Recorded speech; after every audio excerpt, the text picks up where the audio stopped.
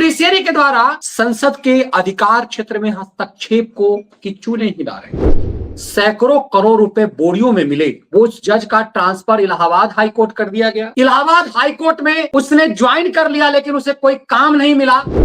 Justice Verma अपना सरकारी कोठी खाली नहीं कर रहे। ये बात शहरी विकास मंत्रालय को सफाई देनी चाहिए थी कि वो खाली क्यों नहीं कर रहे। भाई, बोरियों में 500-500 रुपए के नोट्स ये जस्टिस वर्मा के घर में क्यों था, और यदि था तो कहां गायब हुआ। नमस्कार, कैसे हैं आप। इन दिनों जुडिशियरी को लेकर लेजिस्लेटिव के बीच एक बड़ा टकराव दिख रहा है। स्वयं भारत के उपराष्ट्रपति मूड में हैं और ना सिर्फ वो भारत के मुख्य न्यायाधीश के अधिकारों को चुनौती दे रहे हैं, बल्कि इंडियन जुडिशियरी के गिरते साख पर सवाल उठा रहे हैं।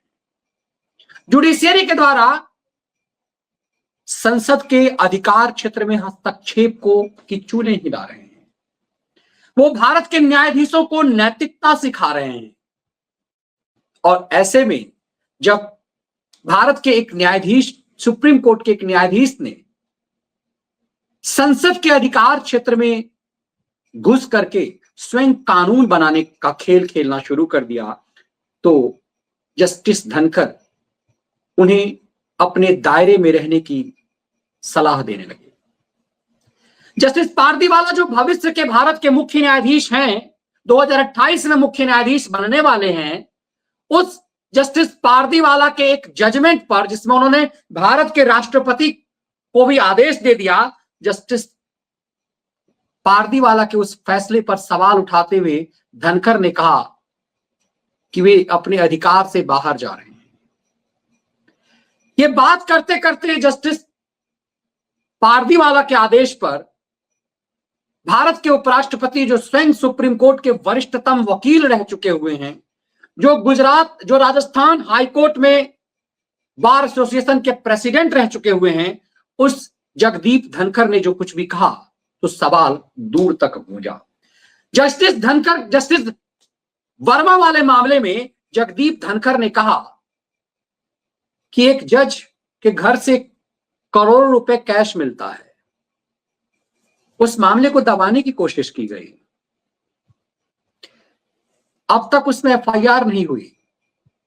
उस मामले में जांच कहां तक गई है ये पता ही नहीं है। वो माल कहां गया ये पता ही नहीं है।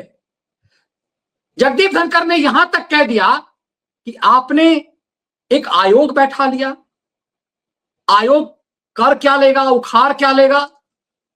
जगदीप धनखड़ जब इन सवालों की बौछार कर रहे थे जुडिशियरी पर, तभी एक सवाल, एक खबर उड़ती उड़ती आई कि वो जज जस्टिस वर्मा, जिसके ऊपर आरोप लगता है कि उसके घर पर सैकड़ों करोड़ रुपए बोरियों में मिले, वो जज का ट्रांसफर इलाहाबाद हाई कोर्ट कर दिया गया। इलाहाबाद हाई कोर्ट में उसने ज्वाइन कर लिया, लेकिन उसे कोई काम नहीं मिला और वो दिल्ली में अपना सरकारी कोठी खाली नहीं कर रहा। तो ये पूरी तरह दिल्ली जंगल की आग की तरह फैला कि एक न्यायाधीश जो दूसरे को कहता है कि तुम कैसे रह सकते हो जो तुम्हारा अब घर नहीं है, जब कई मंत्री, कई सांसद समय पर बंगला खाली नहीं करते हैं, तो हाईकोर्ट का आदेश आता है और उन मंत्रियों के, पूर्व मंत्रियों के घर खाली करा लिए जाते हैं। खबर फैली कि जस्टिस वर्मा, जो तुगलक लेन पर जो उनका घर है, जो सरकारी कोठी है, जो दिल्ली में उनके हाईकोर्ट में रहने की वजह से उन्हें मिली हुई है, उनके जगह पे जो हाईकोर्ट में जज आए हैं उसके लिए वो खाली नहीं कर रहे हैं। तो फिर नैतिकता का सवाल उठने लगा कि ऐसा बेईमान, ऐसा भ्रष्ट जज जो सरकारी कोठी खाली नहीं कर रहा, ये ऐसा बेईमान जज है जो करोड़ों रुपए जिसके पास से मिलते हैं। उसी बीच दिल्ली पुलिस सामने आ गई और दिल्ली पुलिस उस जस्टिस वर्मा के पक्ष में बयान देने लगी जिस वर्मा के को लेकर के सवाल भारत को उपराष्ट्रपति कर रहे हैं। तो खेल फंस गया। क्या गृह मंत्री जस्टिस वर्मा को बचाव कर रही है? दिल्ली पुलिस ने आकर के कहा जस्टिस वर्मा ने कुछ भी वैसा नहीं किया है, जस्टिस वर्मा ने अपना घर नहीं खाली किया, ऐसा नहीं है। ये जो अफवाह उड़ रहा था, ये अफवाह, उसे जो खबर थी उसे अफवाह बता दिया। जस्टिस वर्मा ने बंगला खाली करने से मना नहीं किया है, पुलिस ने अफवाहों को बताया गलत। अब सोचिए, इसमें दिल्ली पुलिस को बयान करने की क्या जरूरत थी? घर जस्टिस वर्मा खाली कर रहे हैं नहीं कर रहे हैं, यह शहरी विकास मंत्रालय की जिम्मेदारी थी। शहरी विकास मंत्रालय को इस मामले में सफाई देना था। शहरी विकास मंत्रालय इस मामले में कहता कि हाँ जस्टिस वर्मा ने घर खाली क्यों नहीं किया, जस्टिस वर्मा घर खाली कर रहे हैं या नहीं कर रहे हैं। ये पूरा मामला शहरी विकास मंत्रालय के पास आता है। शहरी विकास मंत्रालय दिल्ली में वही अलॉटमेंट करती है, कोठियों का अलॉटमेंट मंत्री को, सांसद को, हाईकोर्ट के जजों को, सॉलिसिटर जनरल को, अटॉर्नी जनरल को। ये जो दिल्ली में जो सरकारी कोठियां अलॉट होती है, दिल्ली सरकार के किसी मंत्री को, दिल्ली सरकार के मुख्यमंत्री को, ये जो बंगले अलॉट होते हैं वो सब शहरी विकास मंत्रालय करता है। अभी आपने जो हाल में जो विवाद देखा था जिसमें कांडी केजरी ने जो शीश महल बनाया, उस शीश महल में जब दिल्ली की तत्कालीन मुख्यमंत्री रहना चाहती थी, उसको धक्के मार करके बाहर किया शहरी विकास मंत्रालय ने। शहरी विकास मंत्रालय ने ही मार्लेना को एक फ्लैट कोठी अलॉट किया बतौर चीफ मिनिस्टर, और पूरा खेल शहरी विकास मंत्रालय का इसमें रहा। तब सवाल यह है कि जब जस्टिस वर्मा की बदनामी होने लगी कि जस्टिस वर्मा अपना सरकारी निवास खाली नहीं कर रहे हैं, तो फिर यह सफाई देने दिल्ली पुलिस क्यों आई, यह सफाई देने अमित शाह की पुलिस क्यों आई? यही पेच फंसता हुआ नजर आ रहा है। मैं फिर कह रहा हूं, जस्टिस वर्मा अपना सरकारी कोठी खाली नहीं कर रहे, यह बात शहरी विकास मंत्रालय को सफाई देनी चाहिए थी कि वो खाली क्यों नहीं कर रहे, या फिर वो सफाई शहरी विकास मंत्रालय को देना था कि वो खाली उन्होंने मना नहीं किया है, हमने रोका हुआ है। लेकिन ये बात दिल्ली पुलिस कहती है। दिल्ली पुलिस कहती है कि अफवाह गलत है। जस्टिस वर्मा की ओर से बंगला खाली न करने की खबरों पर दिल्ली पुलिस ने सफाई दी है। भाई दिल्ली पुलिस क्यों सफाई दे रही है? इससे पहले उपराष्ट्रपति जगदीप धनखड़ ने यशवंत के घर से मिले जले नोट के मामले में गहन जांच की मांग की है। हाईकोर्ट ने दिल्ली पुलिस से बंगला की सुरक्षा व्यवस्था बढ़ाने का अनुरोध किया है। अब यही पेच फंसा कि इस बंगला की सुरक्षा की गई है कि इस बंगला से कोई माल जस्टिस वर्मा लेकर नहीं जा सकते। ये वर्मा जो है ये दिल्ली से कोई सामान लेकर नहीं जा सकते इलाहाबाद। इसका मतलब है कि जस्टिस वर्मा दिल्ली के उस बंद घर में बंधक हैं। उन्होंने जाकर ज्वाइन तो कर लिया, ब्रीफकेस उठा करके इलाहाबाद में ज्वाइन तो कर लिया, लेकिन वो दिल्ली में बंधक है। अब समझिए, जब इस पूरे मामले की इंक्वायरी सुप्रीम कोर्ट के मुख्य न्यायाधीश द्वारा बनाई गई आयोग के द्वारा हो रहा है, तो फिर उनका बंगला खाली ना हो ये दिल्ली पुलिस क्यों बयान दे रही है? तब फिर आता है मामला वही। इसका मतलब है फिर वही पेन ड्राइव की मैं बात कर रहा हूं। उस पेन ड्राइव ने पूरे खेल को फंसा कर रख दिया है। आपको भले ही दिखाई दे रहा हो कि न्यायिक आयोग बना करके जस्टिस वर्मा को बचाने का खेल चल रहा हो, लेकिन अमित शाह की टीम जस्टिस वर्मा को बचाने नहीं देगी।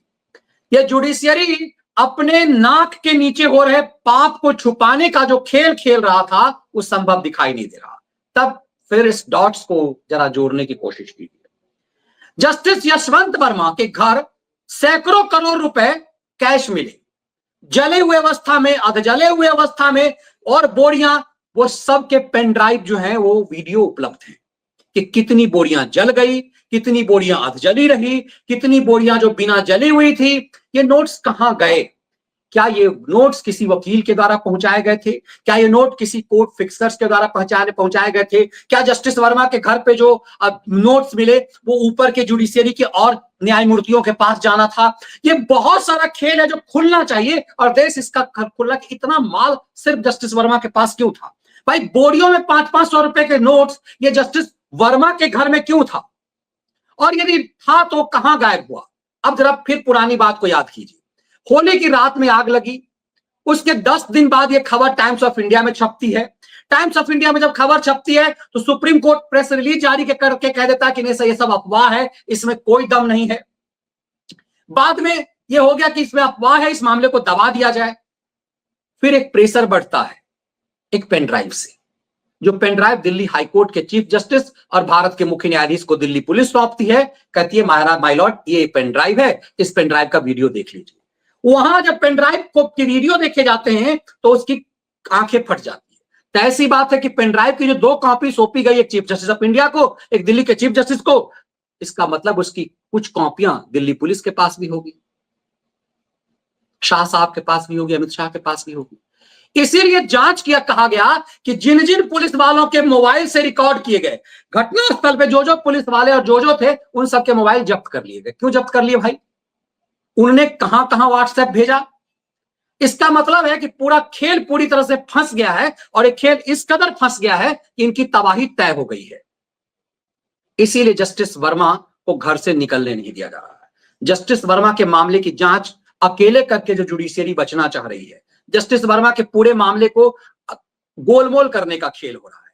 जो जगदीप धनखड़ ने कहा कि आयोग कर क्या सकता है, आयोग का अधिकार क्या है? अधिकार, आयोग कोई सजा नहीं दे सकती वर्मा को, आयोग कुछ नहीं कर सकती है, आयोग हंटर नहीं चला सकती है, आयोग वर्मा को जेल नहीं भेज सकती है। आयोग बस इतना कह सकती है कि हाँ कुछ संदेह चीजें हैं, ये चीजें मिली है, इससे कुछ भी नहीं होगा। इसीलिए इस केस को दिल्ली पुलिस ने दबोच रखा है कि भागोगे नहीं बेटा। इसका मतलब है कि खेल पूरी तरह से फंस गया है, और इसीलिए जस्टिस वर्मा वाले मामले में बार बार बयान दे रहे हैं जस्टिस जगदीप धनखड़। जगदीप धनखड़ लगातार इसीलिए बोल रहे हैं कि इस केस को हम ठंडा नहीं होने देंगे। क्या इस केस को पूरी तरह से शमित मुखर्जी कांड की तरह ठंडा होने दिया जा रहा है? शमित मुखर्जी दिल्ली हाईकोर्ट का एक जज था। शमित मुखर्जी को ने ईडी के एक मामले उसके पास थे, एक बड़े बिल्डर का। हमने कल आपको जस्टिस ढींगरा का वो बयान भी दिखाया था, जिस पर हम लगातार कह रहे थे। ढींगरा साहब कह रहे थे कि जस्टिस शमित मुखर्जी ने जापानी समोसे मांगे थे ईडी वालों से, मतलब जापानी लड़की, पूर्वोत्तर की लड़कियां, ये एक जज मांगता था। दरअसल इस देश की जुडिशियरी में जो जज, जो वकील से प्रमोट होकर के जज बन जाते हैं, उनका इतना दागदार चेहरा है। सेक्स, पैसा, ये सब। भारत के एक चीफ जस्टिस पर सेक्सुअल हरासमेंट का एक लगा कि अपनी दफ्तर के एक महिला के साथ वो पता नहीं क्या कांड कर रहे थे, मामले को दबा दिया गया। वैसे ही शमित मुखर्जी का पूरा केस दबा दिया गया। शमित मुखर्जी से इस्तीफा ले लिया गया और दबा दिया गया। यहां जस्टिस वर्मा इस्तीफा नहीं दे रहे हैं, या लग रहा है कि इस्तीफा देने से कुछ फंसेगा नहीं। पूरा खेल पूरी तरह से फंस गया है, और ये खेल इस कदर फंस गया है कि इसमें जुडिशियरी पूरी दागदार हो रही है। या तो आप जस्टिस वर्मा को फंसा करके सच लाइए, लेकिन जुडिशियरी को लग रहा है कि जस्टिस वर्मा यदि फंसा, जस्टिस वर्मा यदि जेल गए, तो पूरा पोल खोल देंगे। इसीलिए नकेल जो है कसा हुआ है। ये ज्ञानवीर जजों का जो कहते हैं ना कि मंच से बड़ा बड़ा जो ज्ञान दे रहे हैं, उन सबका टेटुआ अमित शाह के पुलिस के पास है, ऐसा लग रहा है। वरना दिल्ली पुलिस क्यों सफाई देने लगी? दिल्ली पुलिस का सफाई ही बता रहा है कि बहुत सारा खेल है और इनका माल पकड़ा जा रहा है। सिर्फ पैसा का खेल नहीं है, इसमें मनी, सेक्स, ये तमाम चीजें हैं जो इशारा वहां उस समय के जस्टिस शमित मुखर्जी का कर रहा है। दरअसल जुडिशियरी का एक काला चेहरा सामने आना है, और उसी का देश को इंतजार है, जिसके तरफ जगदीप धनखड़ इशारा कर रहे हैं। इसीलिए मैं कहता हूं कि इस पेन ड्राइव में बहुत सारा पाप है जिसको उजागर होना है।